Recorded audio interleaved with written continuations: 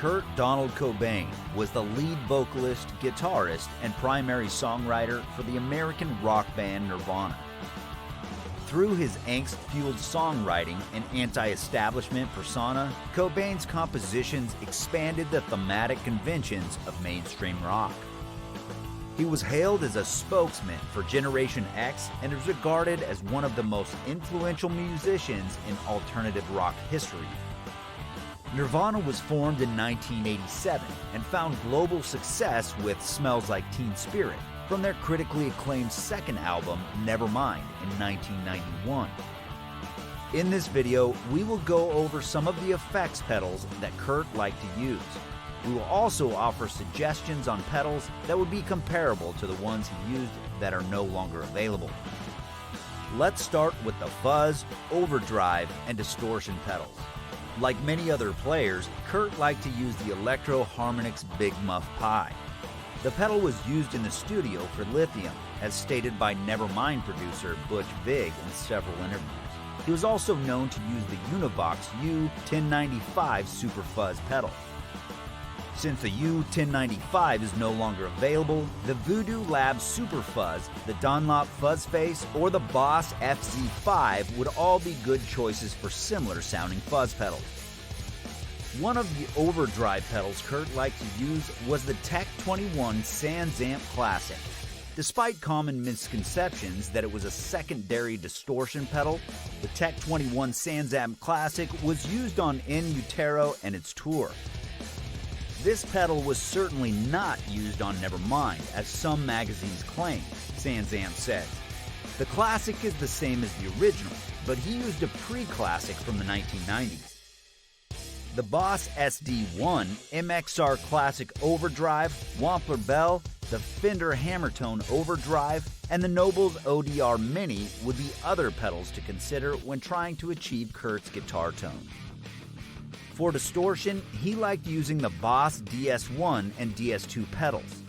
Around 1992, Kurt's DS1 was replaced by the Boss DS2 Turbo Distortion. Kurt kept his DS1 in Mode 1 and used the same settings for the DS2. This pedal can be seen before his small clone in the Unplugged show, Live at Reading, and a few other shows. He also used the Pro Co-Rat, the MXR M104 Distortion Plus, and the DoD FX69 Grunge pedal. Although the DoD Grunge pedal is no longer available, you can dial in similar tones with the aforementioned distortion pedals. The Ibanez TS9 Tube Screamer, Electro Harmonix Nano Metal Muff, and the MXR M75 Super Badass pedal would be other options to consider when it comes to similar, more contemporary sounding distortion pedals. For chorus pedals, Cobain was seen using the Electro Harmonix Small Clone and the Electro Harmonix EH7700 Polychorus. For similar sounding chorus pedals, the Walrus Audio Julia Analog Chorus, Earthquaker Devices C Machine Super Chorus, and the Boss CE5 Chorus Ensemble are a few popular chorus pedals that would be recommended today. It is also important to note that the EHX small clone pedal is still available today. Kurt was also partial to the MXR M107 Phase 100 pedal, which is another pedal that is still available, and the Electro Harmonix EH1311 Echo Flanger. The Echo Flanger was meant to be used on Unplugged, but it produced too much 60-cycle hum in the control room. Courtney allegedly now owns Kurt's Echo Flanger.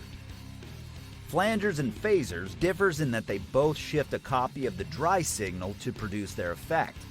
A flanger, on the other hand, divides the signal into two parts, one of which is time delayed and then layered back on top of the original. To achieve the effect, the delayed duplicate generates comb filtering or peaks and troughs in the frequency spectrum. Some players say that phasers are more predictable and reliable than flangers. For tuners, Kurt used the Arion HU8500 stage tuner and the Korg DT1 Pro Digital tuner. The Boss TU3 would be a good alternative to the Arion HU8500, which is no longer available.